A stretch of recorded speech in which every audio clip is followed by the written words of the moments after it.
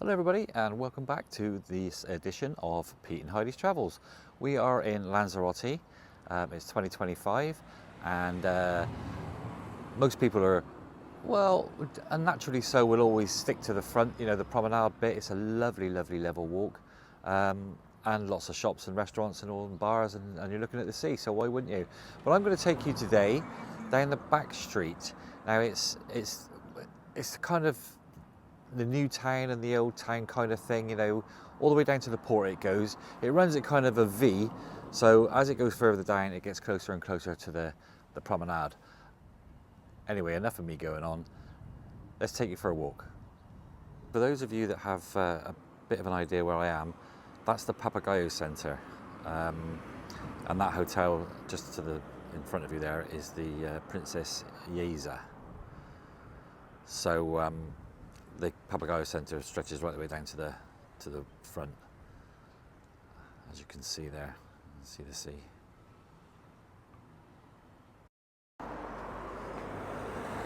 So straight away there you go, you've got a couple of eateries, Mexican, Chinese, Irish pub with live music, none going on at the moment. And there you've got Cabrera Medina, which is a car hire company. I think you can rent motorcycles as well there, but they've got 2 or 3, maybe even more offices. So you'll always find one. I think there's 3 on this road, to be honest. So yeah, you can't really miss them. And obviously there are other companies that do car rental. There's one right there, just down from the Cabrera Medina. It's called Plus Car, as you can see. Now Cabrera Medina, they do have, as I'm sure others do, little desks in some of the hotels. A little tip for you: if you go to that desk and ask for, say, a day's hire, in our case, it was like 50 euros or something like that, and because we basically sat in front of them and, you know, made the sort of application online, we paid 37, and she was still happy to process, you know.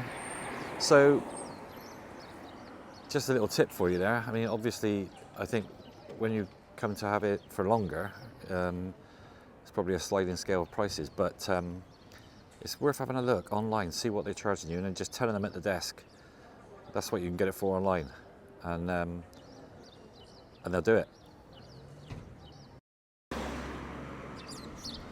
So just carrying on down the hill. It's not really a hill, but it's a bit of a hill. As you can see, souvenir shops, more restaurants, all the way down. Another little bit of advice, actually, because this little street doesn't have the views that you would get on the front. You may well get some better prices up here. You might not, but you might. So it's worth thinking about. And it's always nice to give a bit of business to the ones that don't normally get it, of course. Just coming down by the pirate ship now. If anybody does know this area, you'll know what I'm talking about. But there are children in there, so. Mini markets, boutique deluxe, another souvenir shop, as you can see.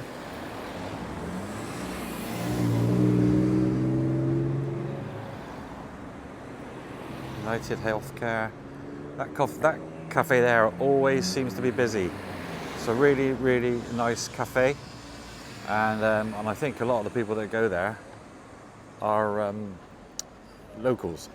So that probably tells you something. 1, about the prices, and maybe 2, about the quality. See, now the first bit down to the roundabout is only a short bit. As you can see, we're almost there now, and then it continues into some more shops, which I'll show you when we get there. As you can see, we're not far from the sea there. Like, it's only that. So when I said it's a V, it didn't start off that wide. It closes in quite a bit, but of course it does bend around a bit. It kind of goes, gets closer and then a little bit further away. Taxi rank there, big taxi rank. If you wanted a taxi anywhere, that's the place to go, which is just behind the front. I'll show you in a minute.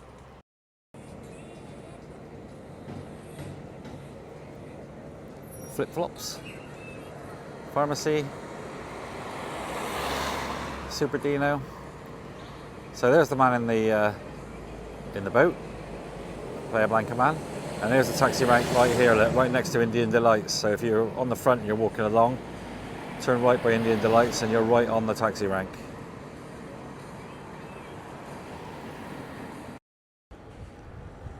So we're right down by the Playa Blanca man in the boat, as you can see.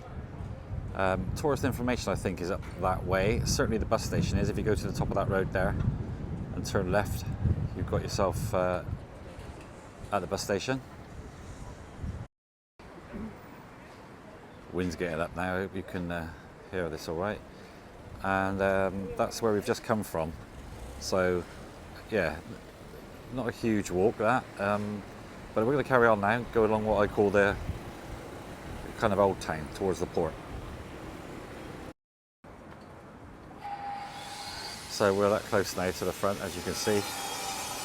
Literally a stone's throw away. So that's where we've just come from. As you can see, the boat there. I've just come in a little bit before I've resumed recording because that kind man decided to cut a load of stone while I was walking past. So neither could you hear me, and you wouldn't have been able to see anything either.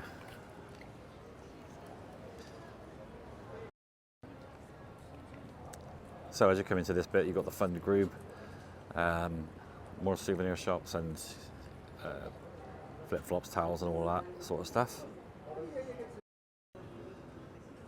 As you can see there, those sort of shops are around every corner. Mango there, ladies' clothes shop, Hyper Dino supermarket. As we carry on walking along, we've got postcards and all that sort of stuff. And of course, along the streets like this, you'll get a lot of the things, and the adjoining streets, you'll get a lot of the things that people need in a town. Like your banks and all that sort of stuff. So it's not all sort of holiday-ish shops. Some of it is sort of, what people need. So a lot of it is tailored towards tourism. Of course it is.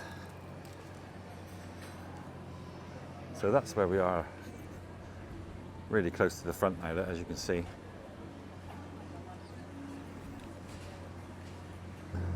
Cafes and bars. A lot of the bars don't seem to be open yet. Maybe they open more in the evening when they definitely going to be busier. This building on the right here, they've been doing for ages.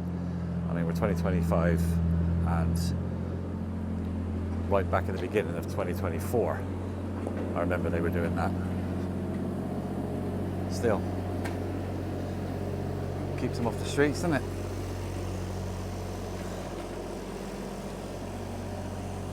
Sasha, La Bottega, more of your holiday type shops, Tattooist. As you can see, they've just about got everything down these streets, as you would imagine.